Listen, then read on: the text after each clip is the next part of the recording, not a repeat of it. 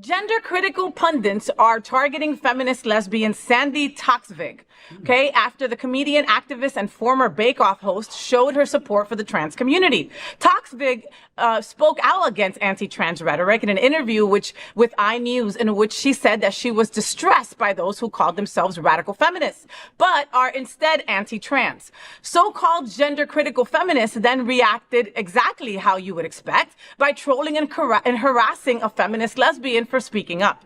Some claimed that Toks Vig was throwing lesbians under the bus by showing support for trans people. Feminist lesbian threatened for standing with the T. What are we all talking about? Well, as someone who's literally in bed next to a feminist lesbian, there's not enough of y'all to go around. We need more. Why are we harassing the goats of the LGBTQ plus community? What's going on here? Because that's how you silence them, Eric. That's how you scare them into silence. Anytime I come on this show, there's always the one article that touches upon this, and it's important to have it, but it's also, you know, a little bit annoying every time that we have to have this conversation because there's not enough change being made. Yeah.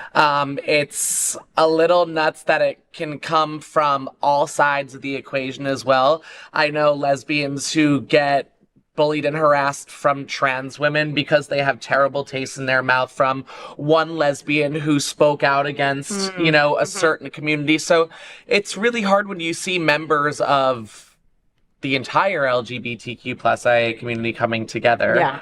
And not working together, loving, and you know how you said coming together and not loving. You know, it sucks when it takes something horrible to bring us together. You know what I mean? Like a couple of weeks ago in Wynwood, after a Pandora party, a trans woman and two lesbians were basically beaten down, like knocked the F out, where they're unconscious, were knocked out. Okay, that's how they were knocked out by two men, one being an ex-fighter. All right. You think that you're a real man now, right? Because you beat up three women. I mean, that's what the rhetoric makes people do. Right. You know, I'm not saying it forces someone to be hateful and to hurt our sisters.